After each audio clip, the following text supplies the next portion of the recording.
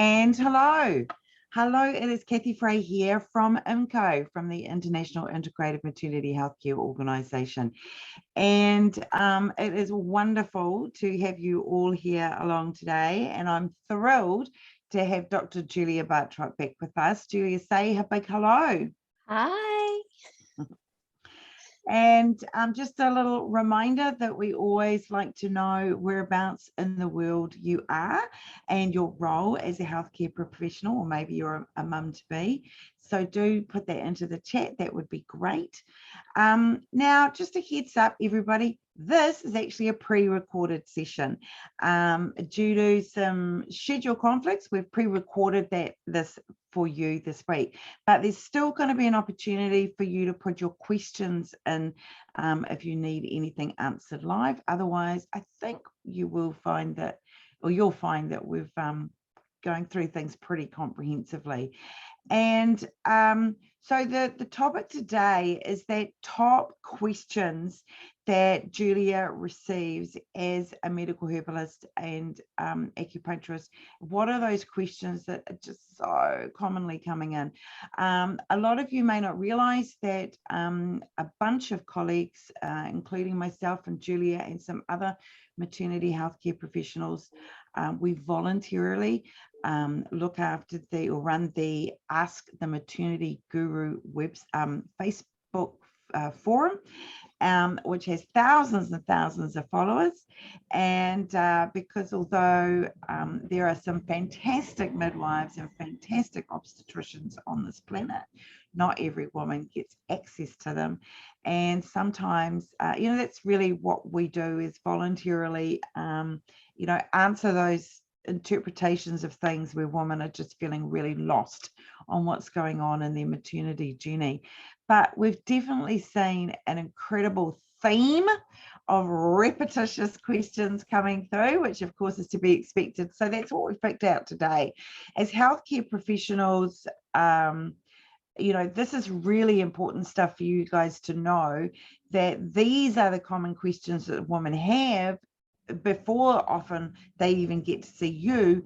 So good, and the women that we're dealing with are getting those questions answered, but most of the women you may be dealing with still don't have those questions answered, and sometimes they're just a little bit too embarrassed to ask them. So Julia has picked out that top bunch, and that's what we're going to go through today.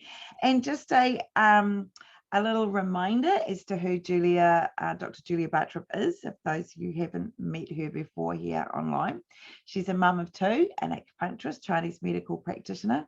But Julia's main area of interest is in women's health, preconception, fertility, pregnancy, birth preparation, postnatal care, that whole maternity journey.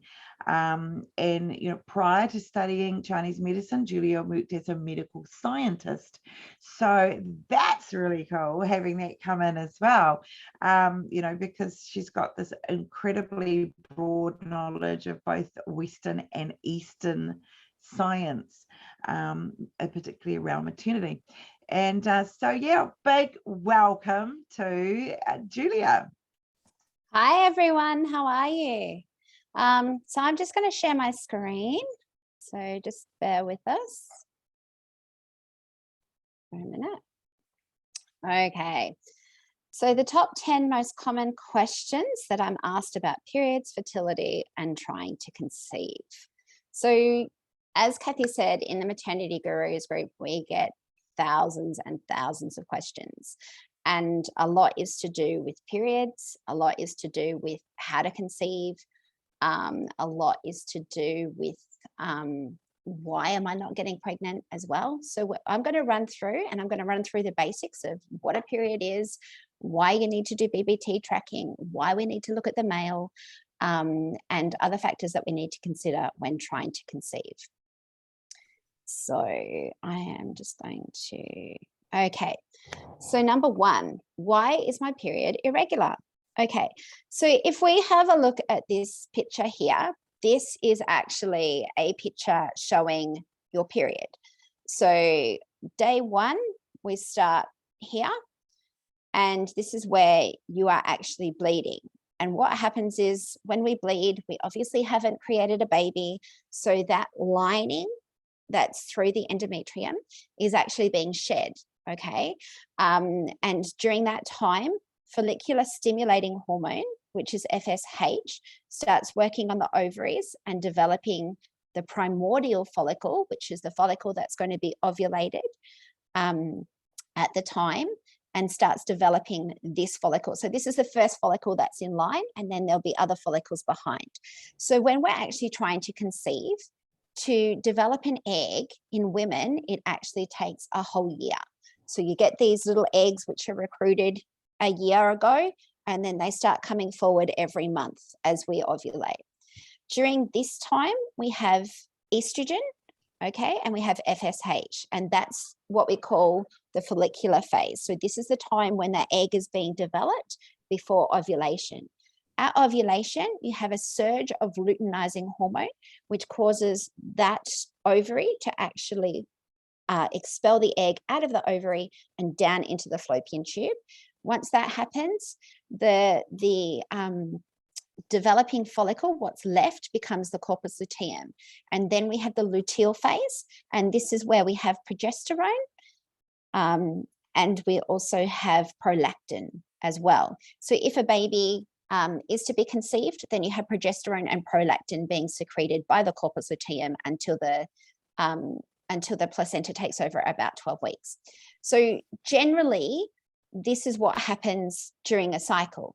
If we have stress, if we're highly stressed, what happens is these hormones that are secreted by the brain, by the pituitary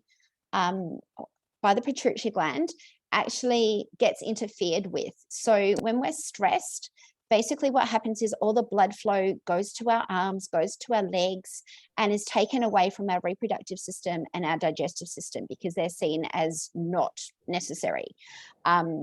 The blood goes to our arms, it goes to our legs so that we can run away from danger. And adrenaline is secreted as well as cortisol. So number one, if you're really stressed and your stress levels are up there the whole time, it basically shuts down your whole entire reproductive system. And that can impact your period to the fact that you might have prolonged periods. You might have a period that comes every 2 months, every 3 months, or you just might not get a period, which is what we call amenorrhea. So that's the absence of a period. Other periods you might notice, you might have a short period and then you might have a long period. It could also be that one side of the reproductive system is not functioning.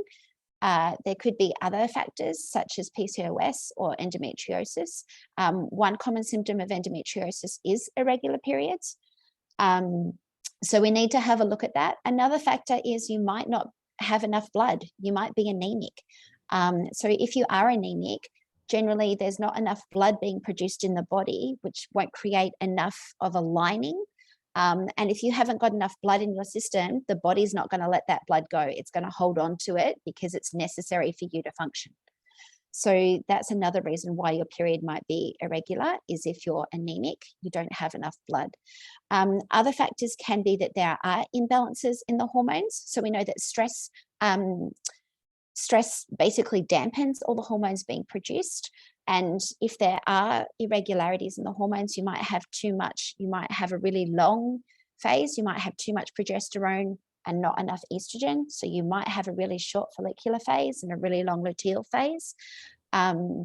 So that there's some common causes of why periods are irregular.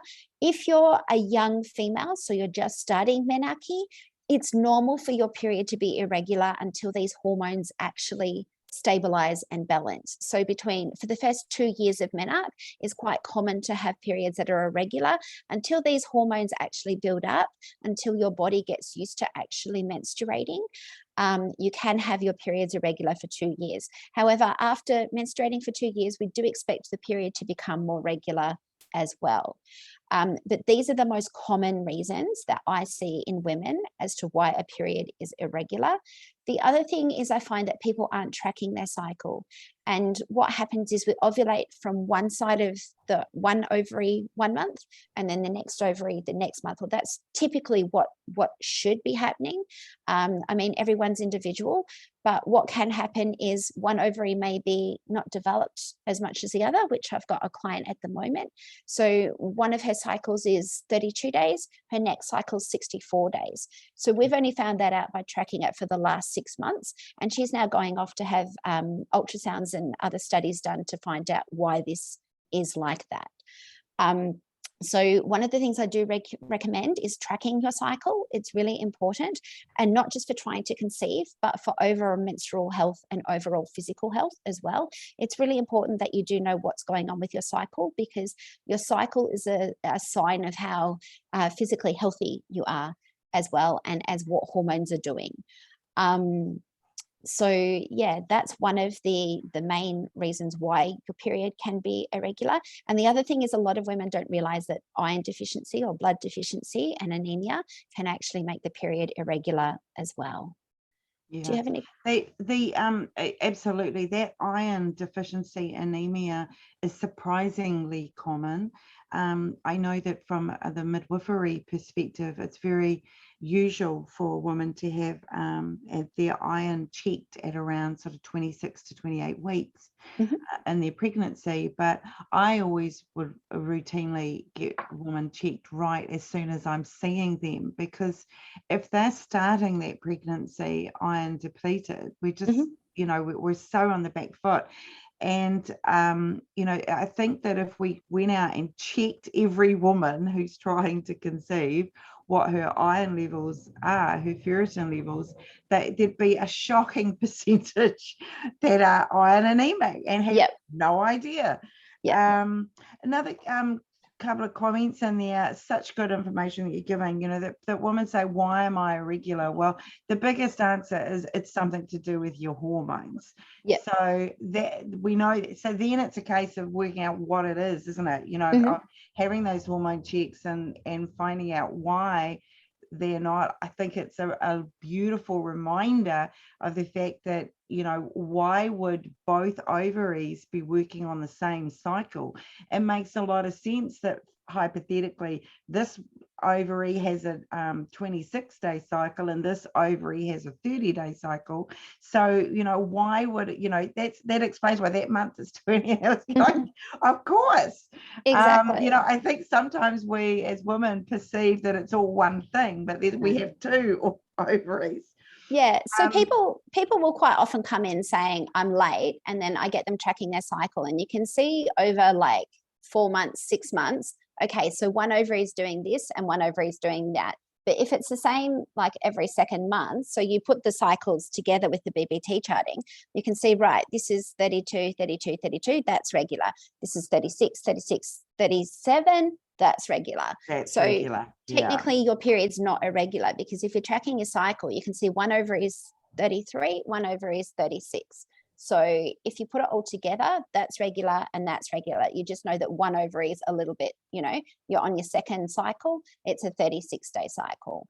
So, you know, it's just these silly little things that are not silly little things that just answer those queries so quickly.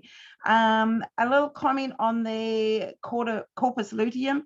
I've had so many times where women have made the comment or asked the question on Us the Maternity Gurus of that they've had their first ultrasound for the pregnancy, and they go, oh my God, I've got a cyst on one of my ovaries. I'm freaking out. I'm so worried. It's not a cyst. So we have to just, that's a normal thing. This is how you're pregnant, and it tells us which ovary happened to ovulate. So the knowing that corpus luteum is how the pregnancy is maintained until that placenta is grown and as a new organ and takes over. And the last thing I'd add in here is there is a stress factor. You know, like I think it's always about, Julia, taking it back to that primal thing, that Mother Nature is not silly. And if she knows that somebody is in a very stressful situation, lacking in nourishment, increases of danger, increases of stress factor, the last thing she's going to do is want that body to get pregnant and carry a baby, knowing the commitment that requires. So that body needs to be carrying it for the next 9 months, and that mother needs to be looking after the baby for the next 18 years. So Mother Nature will go, yeah, we're not ovulating this month under that level of pressure. It's like its own self safety for that woman. It's self-protection. And I think these days, especially like the last 2 years with COVID, we've had lots of ups and downs. We've had to change things. There's lots of uncertainty. I've had people go, yep, we're going to have a family. And then when COVID hit, they're like, no, I don't want to bring a child into this world. It's too stressful. I don't know what we're doing. I don't know what I'm bringing it into. All of these factors actually lead to getting pregnant. So if someone's coming in and they've put stress as a 10 out of 10, number one is we are addressing that stress and bringing it down, because she's not going to get pregnant. I can regulate the cycle. I can do a whole heap of things. But while she's in such a stress state, her body is just going to go, nah, not going to happen. Yeah. And the same thing applies once she has got pregnant and it's that first trimester. And if she's stressed, that so increases the chances of miscarriage. Yeah, it increases the chances of miscarriage, but it also increases the risk of postnatal depression, high blood pressure, preterm labor, gestational diabetes. It has a cascade of effects. So if someone's coming in highly stressed, number one is I'm not going to be focusing on regulating the period. I'm focusing on getting that stress down and giving her techniques to work on stress and making sure that she's switching off, that she's doing self-care, that she's looking after herself nutritionally as well. So this is where it comes into, and I would say, I want you to not try for 3 months, because we are just going to address the stress and get your body healthy. Yeah. So that's the other thing with my clients is I'm upfront. It's like, right, we need to do this, we need to do this, and we need to do this. And then we'll start trying to conceive. That's the other thing. People think I'll get pregnant like that. Some people do. It's really easy. For other people, you're looking at a year's journey or more. So, yeah. Cool. All right. Next question. Okay. Why does my partner need a sperm test? Okay.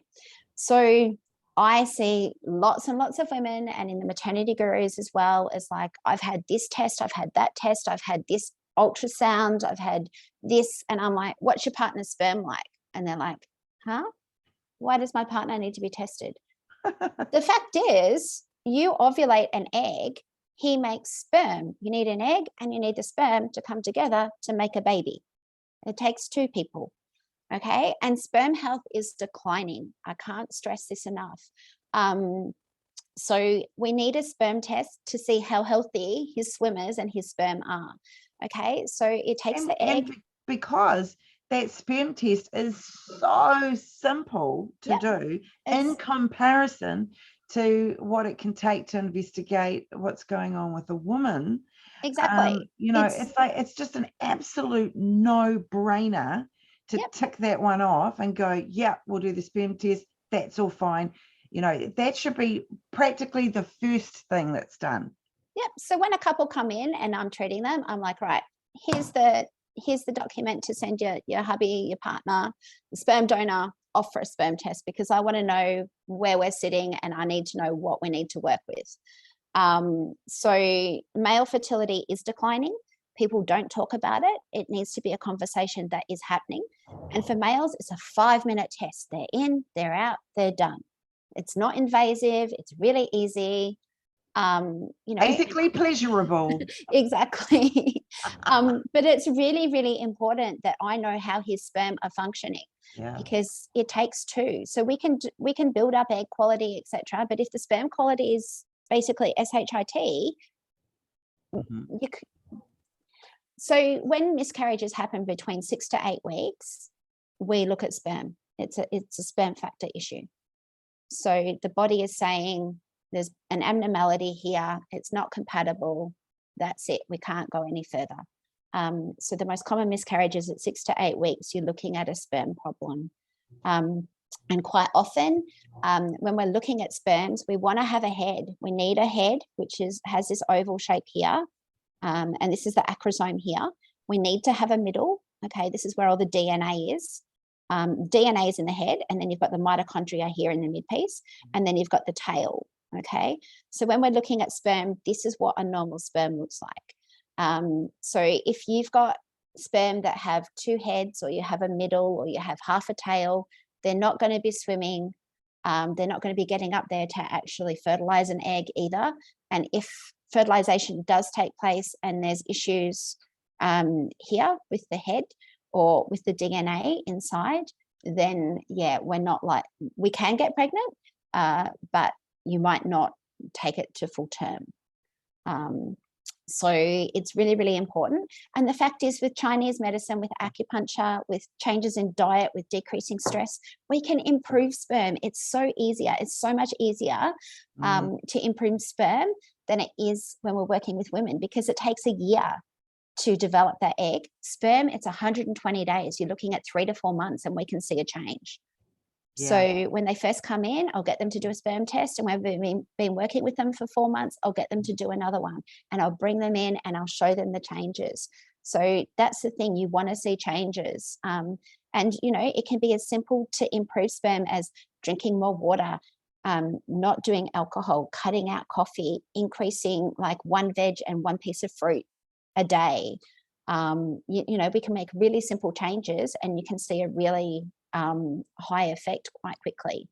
So yeah, if you are looking to get pregnant, go and get a sperm test. If I can't drill anything else in, go and get a sperm test, because that's where I want to start. So well said. Yeah, I can't say it any other way. Been such a history of women taking on more of the responsibility, way more than the 50% responsibility on this, and it's not fair. They've just always taken that burden. You know, so often, you know, women will say, oh, you know, we've been trying for 6 months, 8 months, 12 months, whatever it is, we've been trying, you know, and I'm just wondering what's wrong with me. And the first thing you'll say is, has your partner has a sperm test done? No. You know, and why is she sitting there thinking it's all her? Yeah. And yet we do, and it's time to change that. Yeah. So and that's one of the things I say in the Maternity Gurus is go and get a sperm test. Go and get a sperm test. Oh, I've been told it's normal. Can you post it up for me? I want to have a look. And then I have a look, and it's like, I can tell you why you're not getting pregnant. Sperm test is not good. Right. Yeah. So okay, what's next? Okay, what do you need to think about when trying to have a baby? Okay, so for some people, having a baby is planned. For some people, it just happens. So what you want to do is, if you are starting to have the conversation about, do we want to have a baby? I want both partners to stop drinking alcohol. Yes, both partners. Alcohol does affect sperm. It affects sperm morphology. It affects sperm motility. It also affects sperm volume.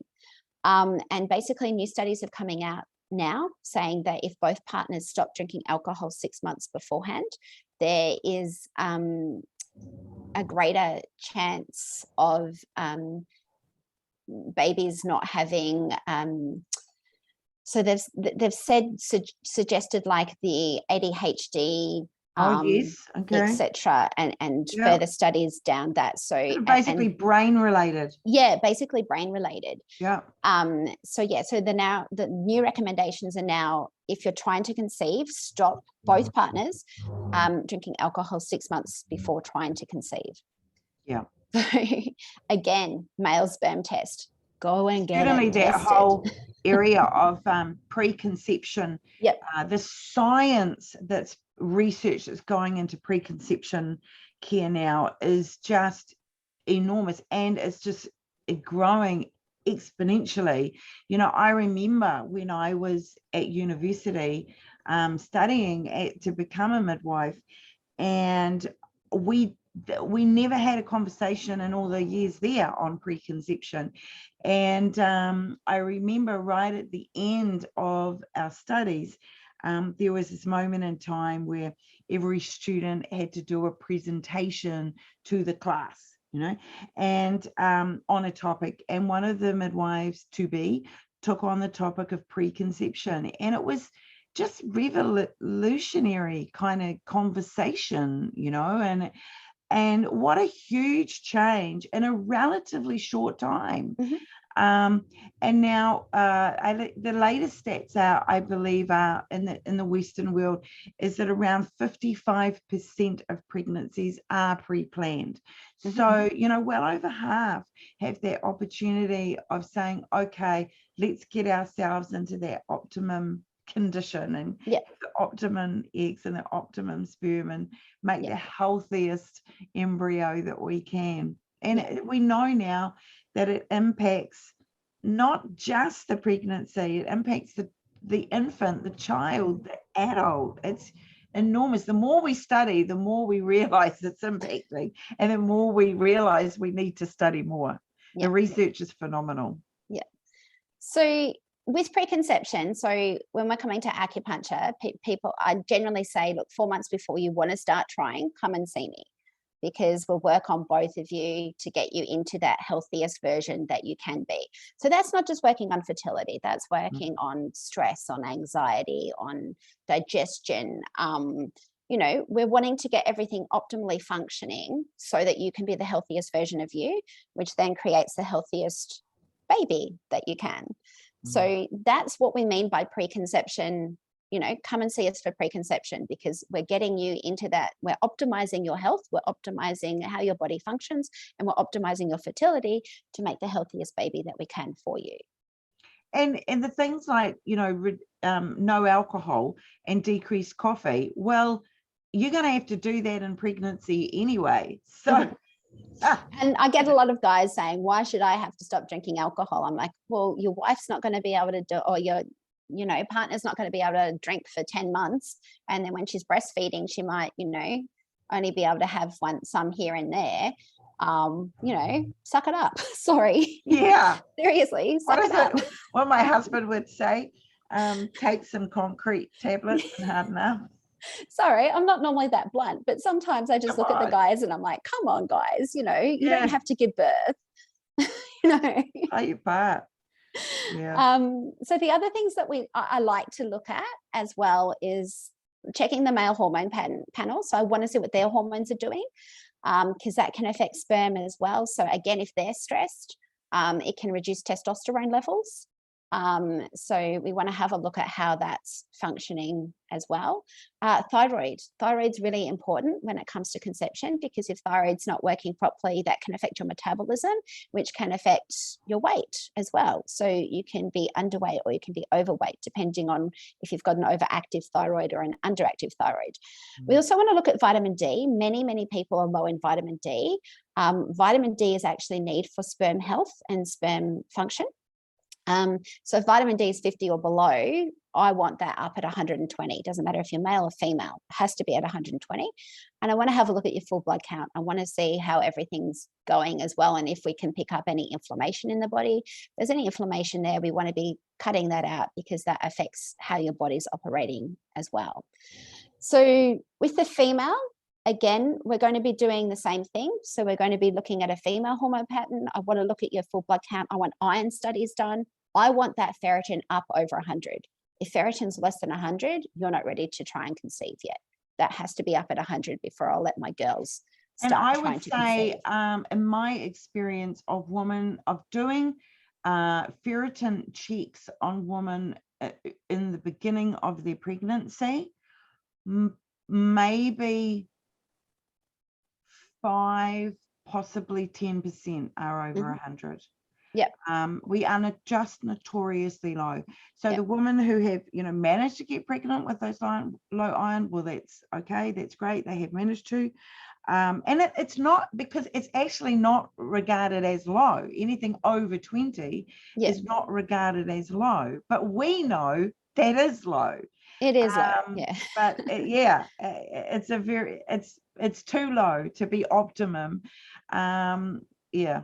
So Because 12 to sort of 20 is iron depleted, and under 12 is iron anemic, and we just both know that that's completely unrealistic to what the body needs to get pregnant optimally and what the body needs in that pregnancy. And then I've noticed that even with those of my clients that they have the test and it's on the low side, when they come in during that first trimester, they are incredibly tired. And I'm like, where's your iron? I'll have a look. I'm like, right, that's it. You're on this formula, this blood building formula. This is going to be it for the rest of the pregnancy. And we're taking iron supplements. So for females that are pregnant, I prefer the liquid iron. It's easily absorbed, not harsh on the digestion. So if they've got nausea or anything like that, it's not going to affect them. And a lot of them, as soon as I find that I put the iron back into their diet, their energy immediately starts coming up. Absolutely. And just a small comment on that I know we'll both agree on. The general physician prescribed iron tablets are pretty shite. You need the liquid iron, things like Spartone, quality iron that gets well absorbed by the body, but at the same time doesn't have all the unpleasant side effects. So just don't rely on a physician prescribed iron tablets, your general pharmaceutical ones, as being very good. So again, with females, we're looking at vitamin D and thyroid panel again. So in cases where people have been trying to conceive for quite a while and they might not necessarily be getting there, there are issues with the thyroid as well. So we need to look at the thyroid and balance out thyroid. Once we can do that, generally they've been able to get pregnant within 6 months of treating their thyroid. So, and that might mean that they have to go and see an endocrinologist. They may be put on thyroxine, they may be put on medication, or we may actually be able to treat it just through diet as well, and fixing other issues in the body. So, yeah. Fantastic. Exercise. Too much exercise, too little exercise. So this is where, when we're trying to think about getting pregnant, you want to have a look at your body weight. So some people may need to lose a little bit of weight. Some people may need to gain a little bit of weight. Some people may need to increase exercise. With some women, I might be asking them to decrease exercise. When it comes to men, if they're doing a lot of cycling, that actually puts a lot of pressure on the testicles and creates a lot of heat with the lycra. So we do ask them to stop cycling so much. If they're cycling 7 days a week, we might say go out twice a week, just because it creates a lot of heat through the testes, creates a lot of pressure. And we do notice in cyclists that sperm is not so good. So yeah, if we can just cut down the cycling, especially the long cycles where they're doing like 40, 50, 100 Ks a day, we ask them just to reduce that. And I ask them to take up swimming or, some weights or something, or walking. And the other thing is just to decrease coffee. So the recommendation is that if you are trying to conceive, have 1 good coffee a week. If people are drinking 5 cups of coffee, I'm not going to say cut out 5 cups. You say immediately. 1 good coffee a week or a day? A week. 1 good coffee a week. 1 good coffee a week. Ooh, okay. So that will be a celebratory coffee. Yeah. So I say, look, make Sundays your happy day. So so if people are coming in and they're drinking 5 cups of coffee a day, I'm going to say, right, can we bring it down? Can we bring it down? I'm not going to go cut it out straight away. I'm asking this only because I know people will ask. So if it's 1 decent coffee, 1 barista coffee a week, what about the, not so decent coffee, little instant coffee and things? What sort of level of that? So if people are having instant coffee, if they're coming in and they're having 5 a day, I'm like, can we cut that down to 2? Because the other thing with coffee is it dehydrates you. It's a diuretic. So for 1 cup of coffee, you need to replace it with 3 glasses of water. Yeah. So if people are coming in, they're like, I'm really tired, I'm really thirsty. How much coffee are you having? 5. Okay. So you think that's 15 glasses of water that you have to replace the water that the coffee is taking out of your body. Yeah, and that's just the replacement. Yeah. That's not actually hydrating. That's No. replacing. Yeah. Yeah. So people come in and they look at me and they go, huh? I'm like, yeah. So if you have a coffee, you've got to have 3 glasses of water afterwards. So yeah, so 1 good coffee a week.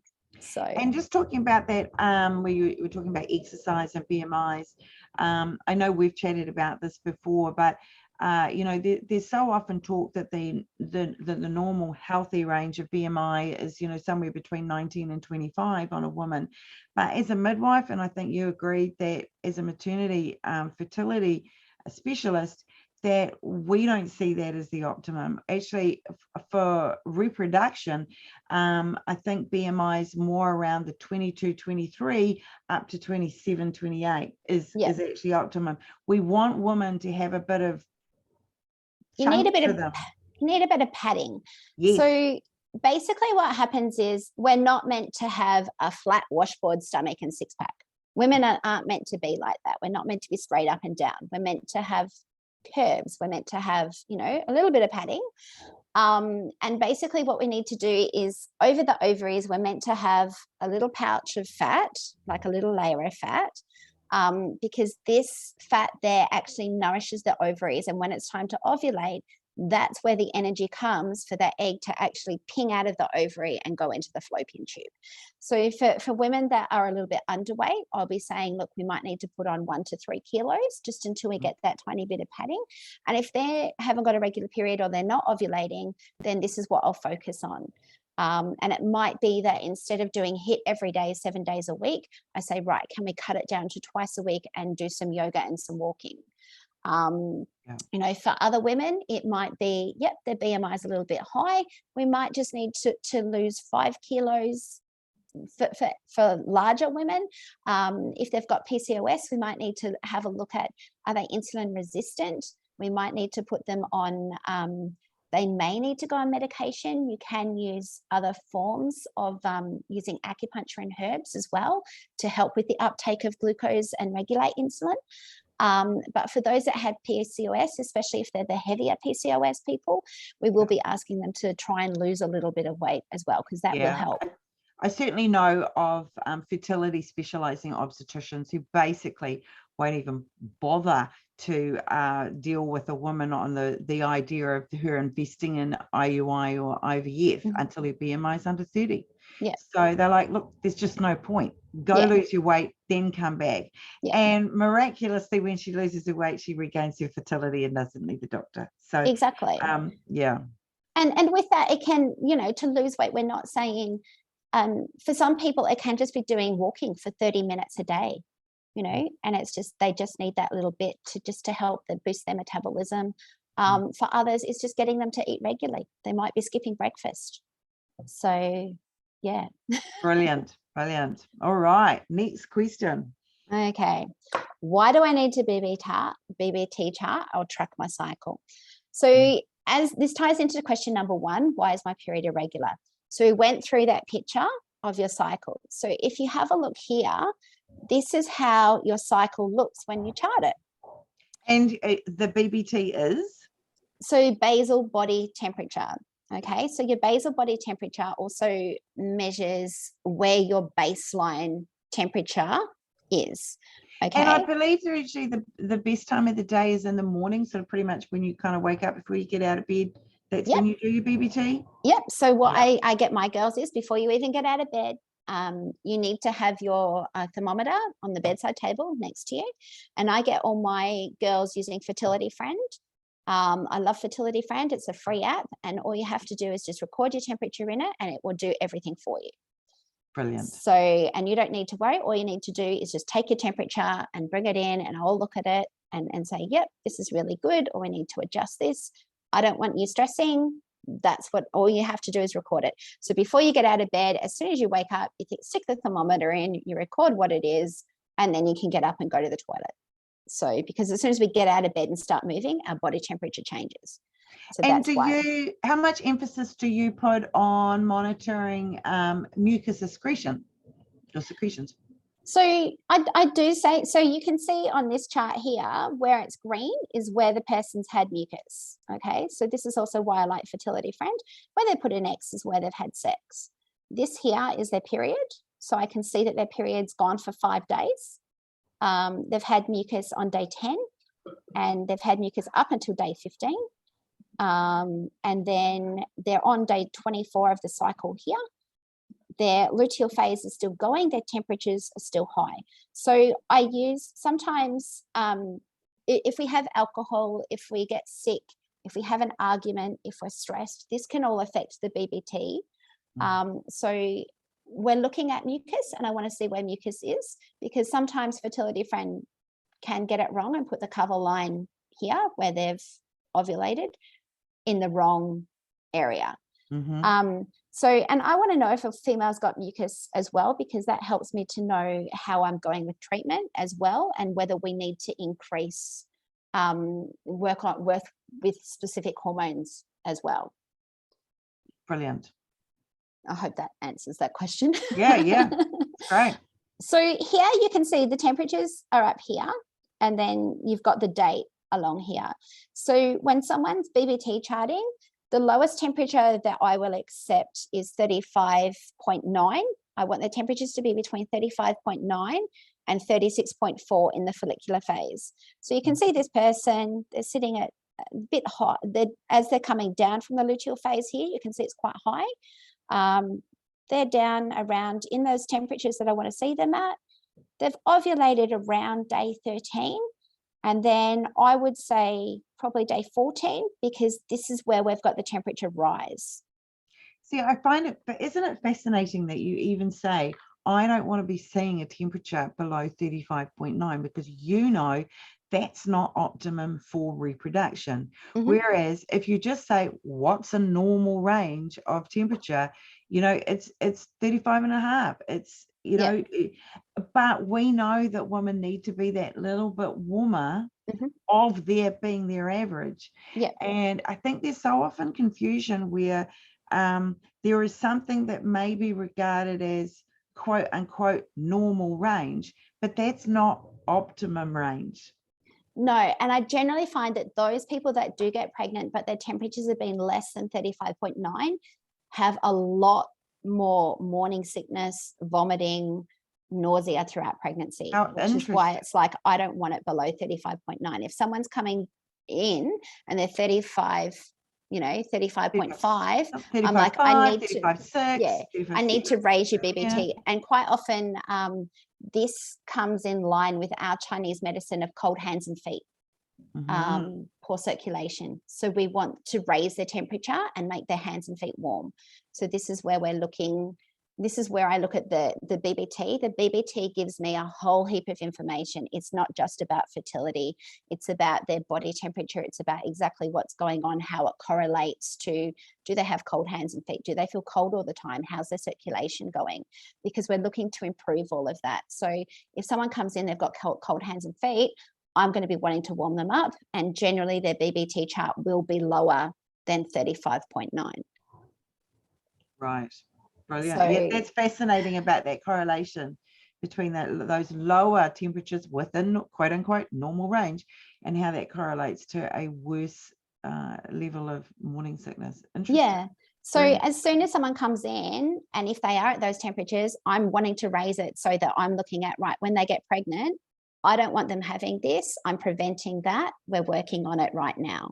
So there's more to it than just, okay, preconception work, fertility work. I'm working on the whole body. So, yeah. And then you can see that the temperatures have risen. So this follows post-ovulation and the luteal phase. And then here, I want the temperatures 36, 37 and above. So, and you want it to actually stay up high. You want a minimum of 12 days in this cycle. You have to have a minimum of 12 days in your luteal phase to actually get pregnant and to maintain a pregnancy. If a luteal phase is less than 12 days, unfortunately, when the embryo gets to 5 days, you know, if you start shedding your lining around day 10, the embryo is going to go out with it. So Yeah, so if we do get pregnant. And the other thing that we can do is with the BBT chart is I know that if they've normally got a day 14 day luteal chart, if those temperatures stay up, I know she's pregnant. Love it. So I already know she's pregnant, and I'll say, okay, go do a pregnancy test. So yeah, and some people will wait, and I'm like, they're 5 days late and then they'll do the pregnancy test. But if I know that a woman's luteal phase has been 14, 15 days and she's at 17 days, I'm like, go do a pregnancy test. So yeah. Fantastic. So and this also gives you knowledge about your body as well. So it's not just people that are trying to get pregnant. For women's health, people that have really heavy periods, really bad period pain, irregular cycles. I will get them doing this so that we can line up the charts again to see if the period is irregular or if it's just that one ovary is on one cycle and the other ovary is on the other cycle. Yes, so on that screen that you're looking at there right now, you've got the screenshot and it says fertilityfriend.com. So, if you missed what that app was when listening to the webinar, so fertilityfriend.com, a free app, and that's your favorite one. So obviously there's loads of different ones around. So it's good to get one that you think is the best to be using. Oh, look, there's heaps of different ones. And but I get my girls to do fertilityfriend.com, and it is free. And it's just simple. It makes it really easy for me. Like when they come in, I'm just like, can I see your BBT chart? You can see it here. You can see, I'm like, it doesn't have to be even. You can see it's not even. Temperatures change. It impacts if we've exercised, if we've had alcohol, if we've had a bad night's sleep. But it just gives me a general idea. And you can see the two different phases too. You can see the follicular phase here. You can see the luteal phase here. So, and then I can see if someone's ovulated or if someone's got an extremely long cycle. If we're doing the charts, I want to see if the treatments are bringing the cycle back, and how the treatments and the herbs are influencing and changes of diets are influencing the BBT chart as well. Brilliant. So that's why you need to track your cycle and BBT chart. So, and it's not just about fertility, it's about overall body health. So wow, because fertility is the end result of your overall body health. Exactly. Okay. Can I get pregnant if I have PCOS or endometriosis? The answer is yes. Okay. So endometriosis, in a person, we have our uterus, and the inside lining is where the blood accumulates, so that if we do get pregnant, an embryo can embed into that blood, into that lining, and that lining actually gives all the nutrients to that embryo until the placenta is formed, and then the placenta starts giving nutrients, and they start getting nutrients from mum. With endometriosis, what happens is that lining can also go on to other organs. So it can be found in the uterine tubes, it can be found on the ovaries. You can see that it may be in the bowel, it may be through the kidneys, etc. And basically what happens is when you bleed, this lining that's on other organs bleeds internally as well. So you can have excruciating periods, you can have irregular periods, you can have really heavy periods, you can have stabbing pain. If you have any of those, I do recommend that you go to your doctor and you ask for an ultrasound to be done, so that they can investigate if there is any endometriosis. Endometriosis can impact fertility, but it doesn't mean that you can't get pregnant. But if things happen, so some of the organs can have scar tissue, the ovaries can get stuck to other organs, and that can impact fertility. It's best to have it looked at. We can assist. So a lot of clients of mine that have had endometriosis, who've had the endometriosis removed, have gotten pregnant really, really quickly. And then we help as well. If you do need to go into surgery, we help with herbal medicine, with diet, with acupuncture as well, supporting that whole area. But just because you have endometriosis doesn't mean that you can't get pregnant. So what is PCOS? So PCOS is polycystic ovarian syndrome. There's also PCO. So PCO is polycystic ovary. For someone to have polycystic ovarian syndrome, you have to have 40 plus cysts seen on both ovaries. And that's how you are diagnosed with polycystic ovarian syndrome. If you have less than 40 cysts on both ovaries, it's what you call polycystic ovaries.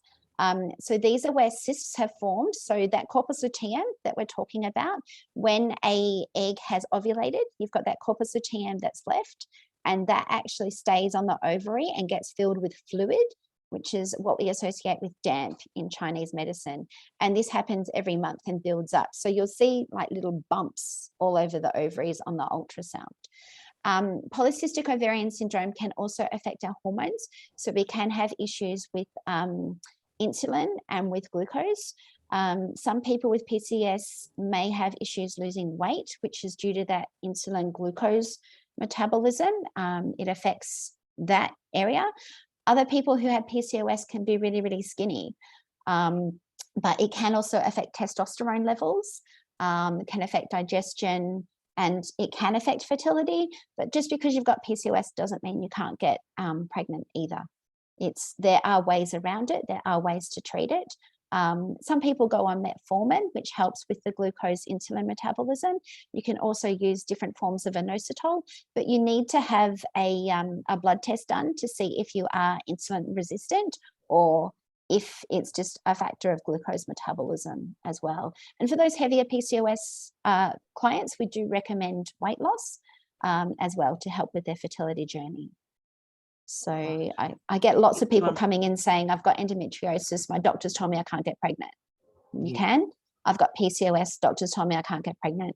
You can. So exactly. Yeah, wonderful. So yeah, I hope that clears and up. what would the sort of quickly, but with those two conditions, what sort of time frame do you find, you know, I'm guessing it could take them a little bit longer for you to assist them to get into their optimum fertility, you know, get them out of a subfertility situation. So what sort of time lag on that do you find? So if they've already got a diagnosis of endometriosis when they come to me, it's more a factor of assisting them depending on what's going on. Some people who've come to me who have endometriosis, we work on them, they go have the surgery, they've been pregnant the next month. Others, it's taken 6 to 9 months. I've had a couple that have taken a year. So it just depends on what's going on for them. PCOS, again,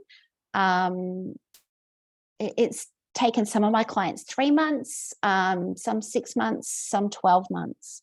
So, and it just depends because I work with their specialists as well. So it depends on what's going on. So, and it might just not be about them as well. If there's sperm issues going on, then it can take a bit longer as well. Yeah, absolutely. So, yeah. Okay, that is awesome. All right, next question. Okay. Does my husband partner need to be investigated, and what do we need to look at? So again, tying back to what do I need to do when I'm thinking about trying to conceive? Yes, your partner absolutely has to be investigated. No ifs, ands, or buts. Takes 2 to make a baby. Sperm test. Yeah. Or if that's a sperm donor, same thing applies. Sperm test, or if it's a sperm donor, he has to go and get a sperm test as well. So I work with a lot of same-sex couples. I'm like, have you got a sperm test? Yes, we do. Have you got a sperm donor? Yes, we do. Do you have his sperm results? No, I don't. I need them. So because I need to know what the sperm donor is doing and if they're willing to take supplements or come in for help as well so that we can help make a baby. Again, going back and looking at thyroid, looking at vitamin D levels, looking at the male hormones. Again, exercise. Are they exercising too much, too little? Food, nutrition. Some guys come in and I'll be going through diet. What do you have for breakfast? Don't have breakfast. I have coffee. What do you have for lunch? I'll have a pie. I'll have a coffee. I'll have a mother. I'll have a V. What do you have for dinner? Or whatever the wife cooks. And then I'll have a beer. There's not much nutrition there. So it's really important that when you're trying to conceive, that males are taking a preconception multivitamin as well as the females, because in the preconception multivitamins, you've got the nutrients there, such as magnesium, selenium, zinc, vitamin C, and magnesium, which are really, really important to help with the production of sperm. So that normal form production is what we're looking for, and also helping with motility. So as soon as guys come in, I'm like, are you on a prenatal multi? No, right, here you go. So, and just to be, when we're talking about this, there are multivitamins out there that GPs will prescribe that I will basically say to people when they're coming in, throw it in the bin. And the reason that I say that is when we're having a look at it, they will contain folic acid. A lot of people have a gene which is called MTHFR. And if they've got this gene, it means that they can't actually process or break down that folic acid. And then what happens is it just goes round and round the body, and it forms a toxic environment. And so what you need to have in your multivitamin now is what they call folinic acid, or 5-methylfolate, which is an easier form of folate to actually break down and methylate and absorb into the body. So because of course folic acid, as being a supplement for women early in pregnancy, has that whole talk of it has been around a long time, quite a long time now, but we're realizing that that's not the optimum to be on. No, and studies have now Folinic concluded, acid, not folic acid. that the folic acid and the MTHFR gene is now leading to a lot of issues with tongue ties, with lip ties. So if you have a look at your prenatal multi and it's got folic acid in it, please don't take it, or don't even buy it. You need to be looking and make sure that it's got either 5-methylfolate in it or folinic acid in it as well. So and it's so funny how the science finally catches up, because I remember probably 10-15 years ago, midwives saying, gosh, we're getting a lot of tongue ties. Is this connected to the fact that everybody's on folic acid now? And it because folic acid is all to do with, well, I mean, it gets complicated, doesn't it? But at the time it was like, oh, don't be ridiculous, midwife. Why would you say that? Suddenly you're seeing more tongue ties, but there was substance in there, and now we know it's true. So that's one of the big takeaways of this information is, there are ones out there that GPs and OBGYNs will prescribe. I'm not going to name them here, but they have a lot of folic acid in it, and they are, advertised as we have 8 milligrams of folic acid in it, which I'm just like to my clients, throw it in the bin, don't even take it. And also some of those prescribed or strongly recommended by physician multis tend to be ones that are particularly well known, because they frankly have a very big advertising budget, because they're owned by a pharmaceutical company. And really what you can find is that slightly lesser known but multivitamins for maternity can often be far better quality. So because they're owned by a more holistically minded, naturopathically minded production. So my top ones that I generally get asked about, I use Naturobast. So it is an Australian product, and she's now gone worldwide, designed by a naturopath. Very low on excipients, really high in essential nutrients that are needed for men for fertility and men for fertility. Really easy to be absorbed, really easy to take. The other one is the Thorn prenatal, which is really good. Or you can use the Bioceuticals in natal. And for those that can't take iron or absorb iron, they've now got the Bioceuticals in natal without iron, and they've got the Bioceuticals in natal with iron. So you've got those 2 ranges. And then the other one is Eagle, Tressos B, and Tressos prenatal. So they're the ones that I like to use. They are all practitioner prescribed, but they are higher in nutrients and low on excipients. Brilliant. Thank you. Excellent. So yeah, so that's what we need to look at. Sperm test, number 1. Yeah. Okay, what factors do we need to know about sperm? Okay, motility. So this is how sperm are moving. We need sperm to move. So from my days of working in pathology and looking down the microscope, we want sperm to be swimming forward, and we want them to be swimming fast and moving fast. So you get the ones that are like this, and then you get ones that are like this, and then you get the, okay, so the ones that are doing this, they're not going anywhere. And then you've got ones that are going woo in circles, they're not going anywhere either. We want these ones. You want to make sure that you have over 70% sperm that are moving as well in a sperm test. So they will have the reference range, and generally they suggest greater than 40%. I like to see it greater than 70%. Morphology, which is what they look at. So we want to have that head, that mid piece, and that tail.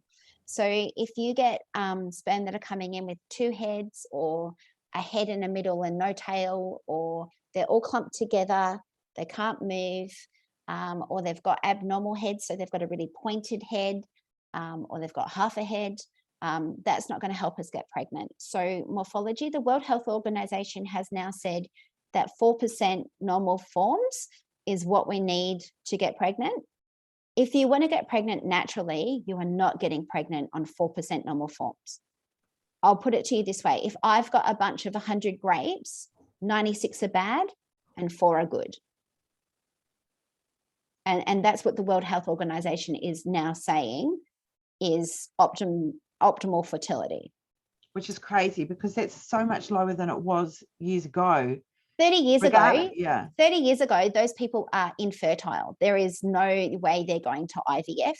30 years ago, to go to IVF, you had to have motility at 80%. Morphology had to be at 80%. Volume had to be, I think it was 500 million. It's now down to like 150 million is what they say now is fertile. And total motility, yeah, had to be at 80%. And then over the last 20 years, the World Health Organization's dropped it down. So I get people saying, where's your sperm test? Yeah, here it is. They've got 2% normal forms. I can tell you why you're not getting pregnant. Or they're like, IVF has said it's really good.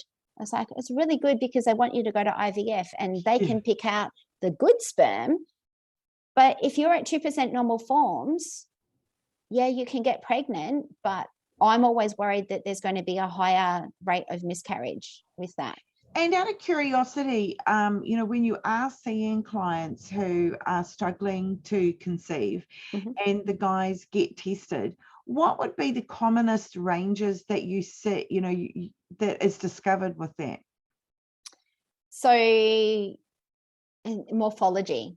Motility and morphology. Motility and morphology. Find is the common amount that sort of seems to be coming in, that you're seeing. So morphology is like they'll be at 4% normal forms, or they'll be at 5, or I'm getting 2s. I had one guy come in the other day and I was absolutely astounded because his normal forms were 25 and I just about fell off my chair because that's the best morphology I've seen in ages, and his motility was absolutely off the scale at 80%. So, and his concentration, everything was just like up here, and I was just like, this is the best sperm test I've seen in like 5 years. Far out. So normally I'm getting motility. Seeing this a lot. So looking at, because I think you've talked before about with couple infertility, the percentage of where that subfertility is male related, is female related, or is both related.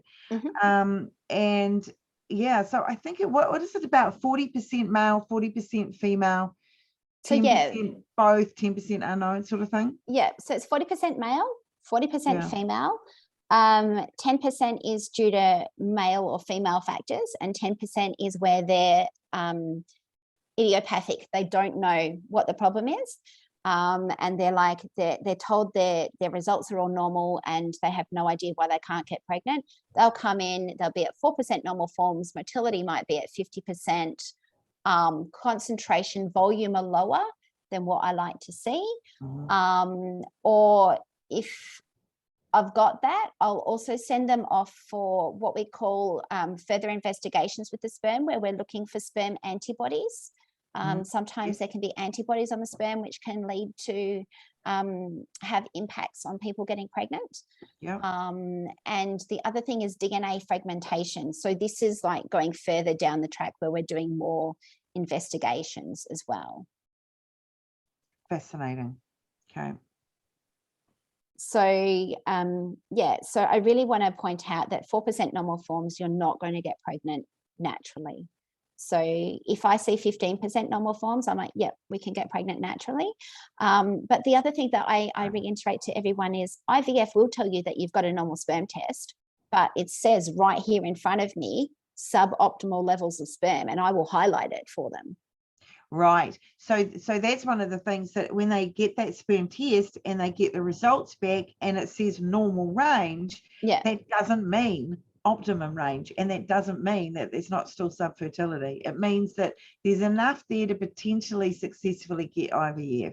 Yeah. But a lot of IVF will just say, oh, don't worry about sperm. We can, you'll get pregnant. Yeah, we can select them out. But the fact is, if you are going to IVF, you want both partners to be in the most optimal health that they can be. And this is where, if I get a sperm test like that, I'll be telling my clients, don't go to IVF for 6 months. We need to work on this. Otherwise, you're just flushing your money down the toilet. Yes. And on top of that, if you work on that, you might not even need IVF. Exactly. So, I've had lots of people that we've worked on it and they've gotten pregnant before they've even needed to go to IVF. Yeah. So, and that saves them tens of thousands of dollars. It also saves them physically, and it also saves them emotionally as well. So when I'm looking at all of this, I'm looking at a much bigger picture as well. So fantastic. Yeah. Okay. So we've got 2 more questions, I think, to go.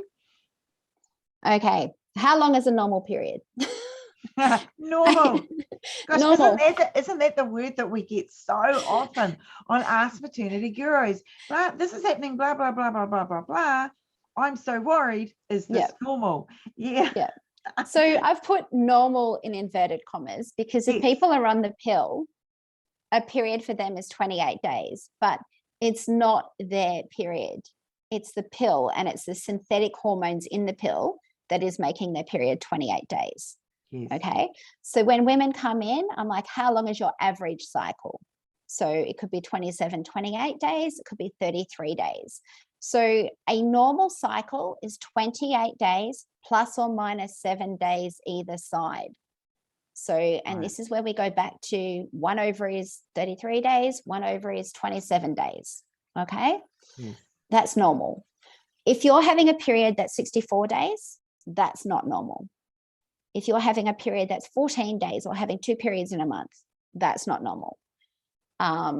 So this is where we start looking at hormones as well, or we start looking at what's going on and why your body can't hold that blood as well. And I know we've discussed before the very common situation where women have been on hormonal contraception for years and they think that their period is proper menstruation, which of course it isn't, because menstruation should occur because ovulation did not produce a fertilized egg. So when there's no ovulation, there's that whole thing that there are 2 cycles going on. You have an ovulation cycle and a menstruation cycle, and they interconnect. And so women can't possibly be having a normal period when they're on hormonal contraception. They're having a pseudo period. But when they've had that, I know you and I have discussed this, that when they've had that for years and years and years, they think that that's normal, and they think that the flow of the period is normal, which it isn't because it's light. So then when they come off that contraception, suddenly they are having, this month the period's 21 days, next month it's 33 days, and they go, oh my God, I've become so irregular, and my period is so much heavier. Well, what it is for the first time in years, you're having a proper period. You're having a proper period, yeah. And the other thing is people that have been on the pill for like 20 years and come off it, some people can get their period back in a month. Others, it can take up to a year before they get their period back, because what's happened is their pituitary gland and their ovaries have been switched off because they've had synthetic hormones. And so the brain hasn't been producing these hormones itself.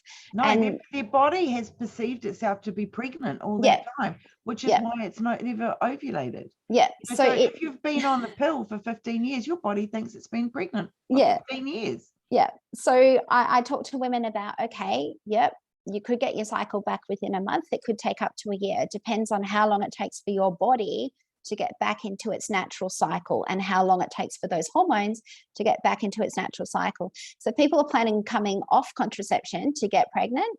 We're working on preconception, and we're going to be working on waking up those hormones, waking up the ovaries and getting things going. Yeah, absolutely. So yeah. And then, as I've said, when tracking, look at the last 4 months. So we want to see at least 2 cycles for each ovary. So obviously if people have had of cycles, basically, so that you can see 2 months of each. Yeah. So obviously if people have had like an ectopic pregnancy previously where there's a tube that has been taken away, you still ovulate on that ovary. It's just that you won't have the egg going into that fallopian tube that's been removed.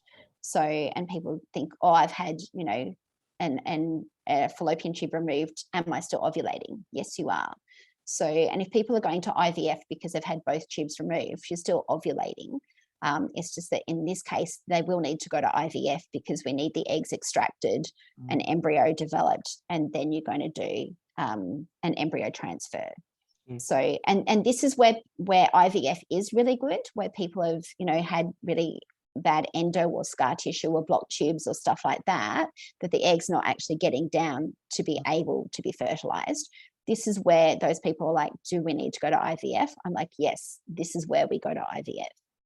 So those people will be looking to go to IVF straight away. So, but we're also looking before you do that to build you up and get you in the best health at the same time. Yeah, fantastic. Okay, and last one. How long will it take me to get pregnant? So this is one that women ask. A lot of the time when they come in, they'll come in and they'll have files this big of all the tests that they've been done. And this is where I'm like, okay, I've got all of this. Where's your husband's? They haven't investigated him yet. Basically, I hear crickets. So this is where I will run through saying, right, takes 2 to get pregnant. We need to look at sperm. We need to look at eggs. We need to look at your cycles. We need to look at how he is. And we need to bear in mind that 40 to 50% of couple subfertility or infertility is related to the male. Like, it's just like, why have these women been taken down such long journeys before doing a 5-minute test on him? It's crazy. So number 1 is I correct them. How long will it take us to get pregnant? Love it. This is a really loaded question. Okay, for some couples it could be 3 months, for other couples it could be a year plus. It depends on what is going on, and it depends on the individual couple. It also depends on, are you going to follow the advice? Are you going to do the exercise? Are you going to put in the work, or are you just going to go, it's too hard? So for couples that work with me, for couples that follow me, generally within 6 months, I will say, give me 6 months, and I won't guarantee that they'll be pregnant, but I say generally you should be pregnant by 6 months. Sometimes it may be about 7 months. For other people, depending on what's going on, I may say it may take up to a year.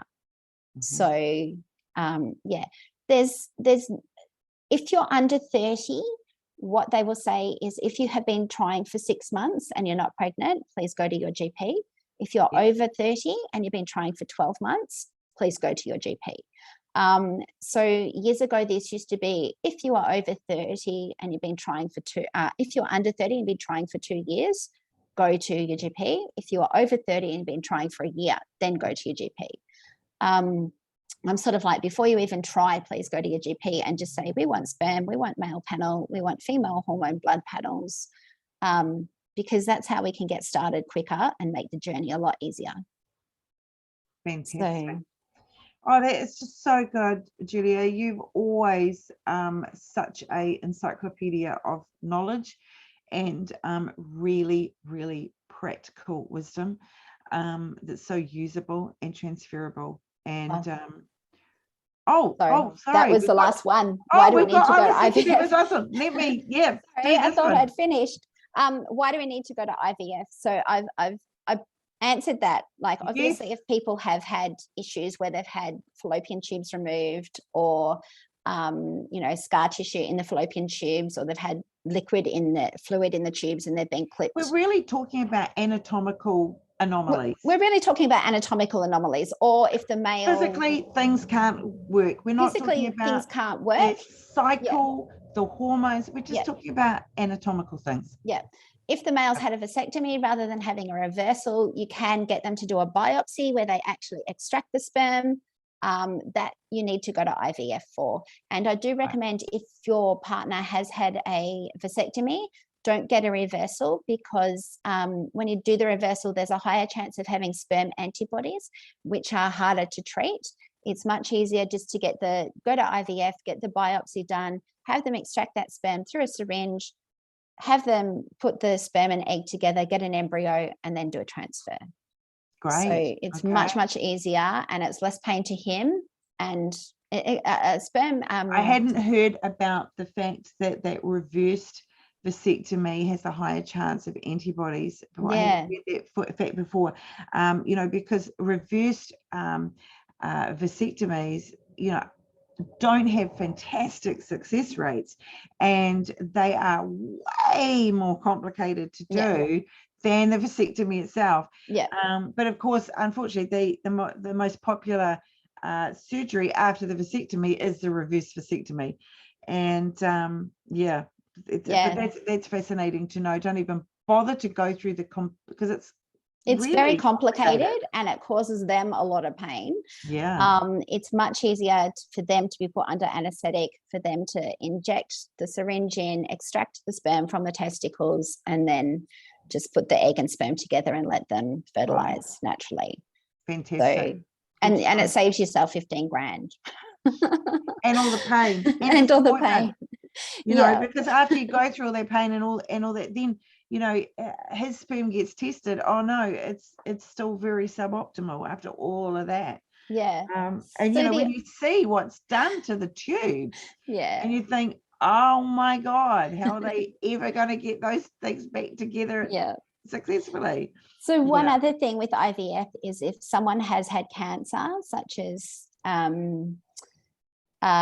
cervical cancer, or they've had ovarian cancer, or they've had another form of cancer and had chemotherapy or radiotherapy, it is a good idea, prior to having that treatment, in getting eggs collected as well, and then freezing eggs.